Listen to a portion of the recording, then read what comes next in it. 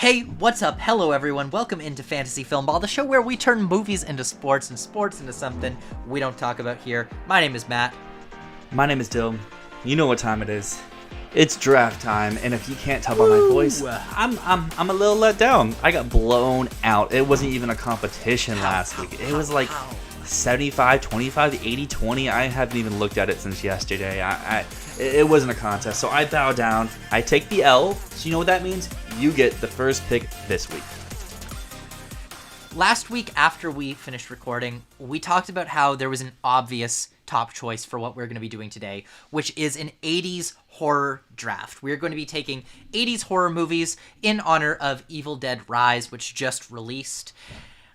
We said last week there was an obvious number one, and then you said, actually, I think that there's two that you could pick as number one, and ultimately, I am feeling very, very torn here. I kind of wish I was second so that you would make the choice for me, because I don't really know what to go with. I know that there's one film that is super highly acclaimed, which I know you'll pick if I don't pick it.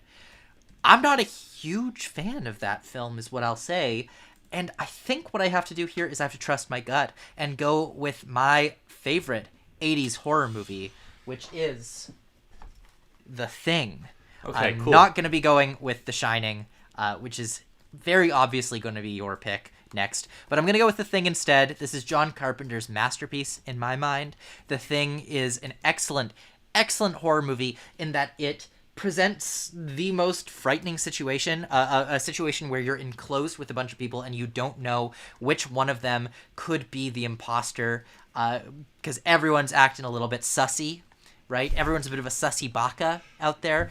I really hate that I just said that, but this is the original Among Us, and this movie is absolutely fantastic. It stands up as a horror masterpiece with some of the best practical effects of all time, which is what I love about these 80s horror movies. The practical effects are magnificent.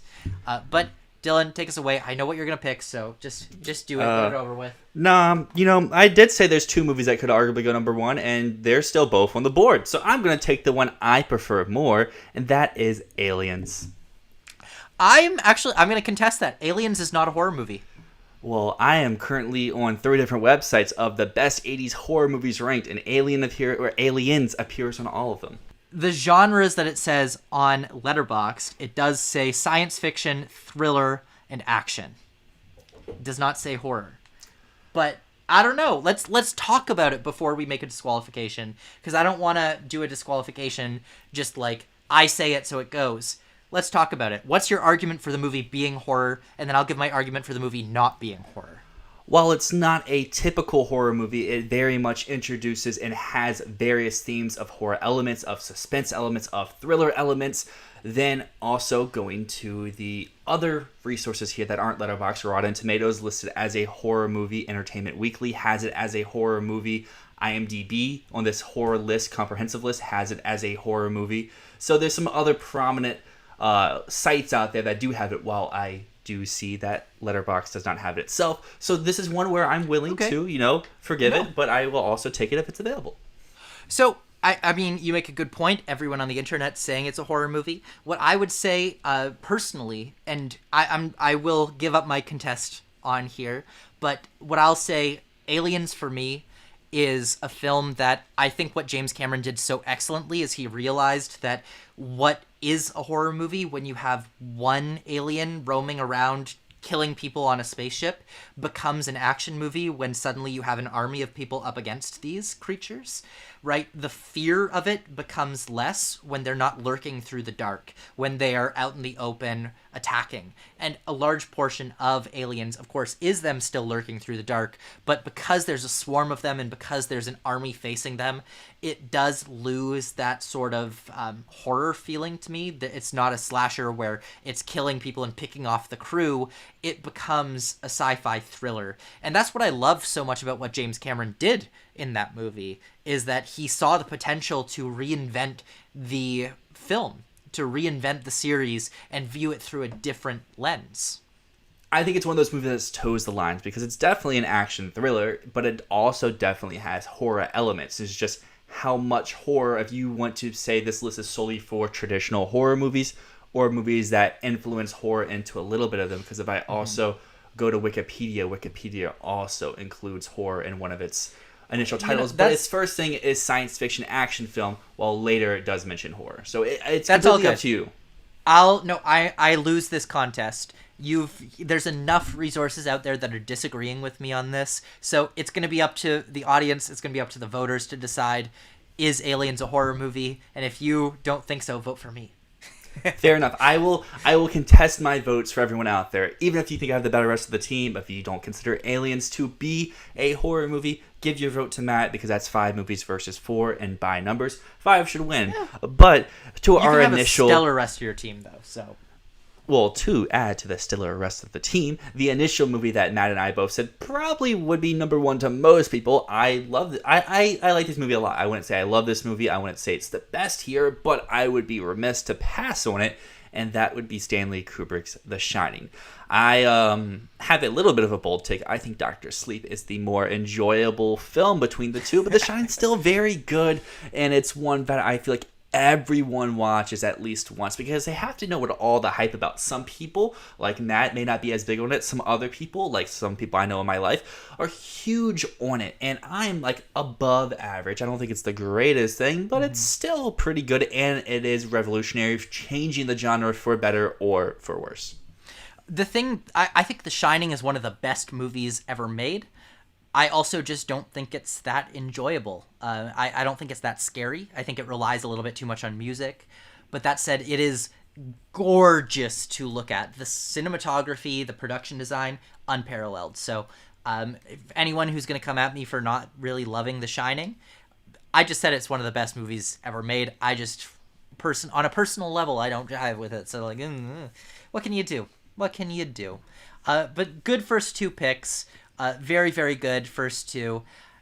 I probably still would have taken The Thing over Aliens, though, so I'm fine with you getting those second 2. All right, let's hear what your next 2 are. All right, for my next pick, I am going to take a horror comedy, one of the most iconic movies of the 1980s. This is actually the movie that the creators of Stranger Things have said that they can't go up past this year that this movie was released because it was such a huge sensation. And one of the main actors in Stranger Things is also in Beetlejuice. And Beetlejuice is probably the most well-known horror comedy of all time.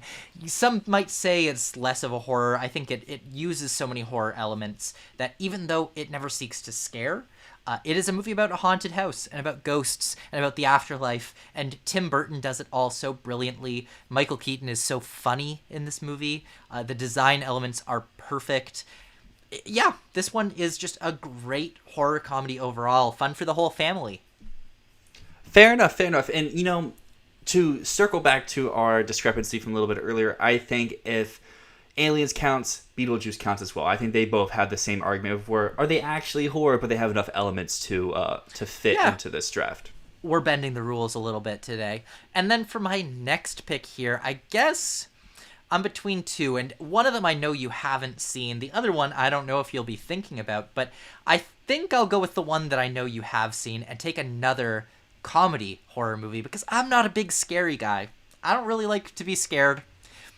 That's my thing. I love horror movies that give me the atmosphere of horror without ever seeking to scare me. So horror comedy is so much fun. It's the perfect blend, I think, and that's why I'm going to go with Ghostbusters for my next one.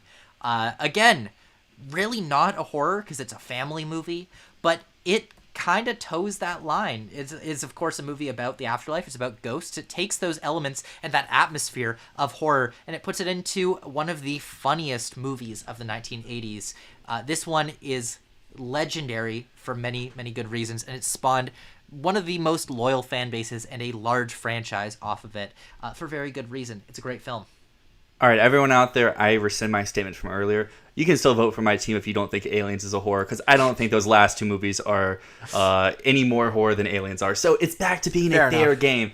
I'm back on the board here. I have some options here. my issue with 80s horrors, I haven't seen a lot of these, so I'm going to go with one I have seen. It may not be the best movie here, but it was very revolutionary, and it changed a lot for what prosthetics and what makeup can be in movies in general, not just in the horror genre. So give me David Cronenberg's The Fly. Oh, damn it. That's on my list. I really wanted that one. That's a great pick, Dylan. Like I said, this isn't a great movie, but there's better movies on the board. But this is one I did not want to miss up, because one of those, I think, a little bit better movies that we still have out here. And you can make the contest: is this a horror or is this an action movie? We have The Predator here, and I think The Predator is the scariest monster to be taken on this list so far. I'd agree. I fought on Aliens. I won't fight on Predator. Predator is definitely a horror movie. As much as it is an action movie, the characters are being hunted the entire time. So I think that fits. It does. So we send it back to you for 2 final picks. And if you're looking at our list so far, there's a lot of slasher franchises that have not even been touched yet. And I don't know if you'll touch them here. So this could be a very interesting draft, because I feel like to some people, their number 1 or number 2 films are probably still on the board. Well, I haven't seen Nightmare on Elm Street. I haven't seen Friday the 13th, so I'm not going to pick those because I just don't know anything about them. I haven't seen Hellraiser. I'm not a horror guy. You can tell by my horror list. I'm not a horror guy. I don't know a lot of horror. That's why I have 2 comedies on my team. And I'm going to take another comedy here, but this one is actually scary, and that is The Evil Dead. I'm going to take the first Evil Dead movie. I know a lot of people prefer Evil Dead 2, but Evil Dead 2 is so wacky that, like, I think it kind of blurs that line between full-on comedy and horror a lot of the time. And yeah, I would have to say The Evil Dead, the first one, is my favorite of the 2. It's so scrappy, it's so low budget and so thrown together, and that's the charm of the movie. Evil Dead 2 just came back and redid the same thing with a bigger budget.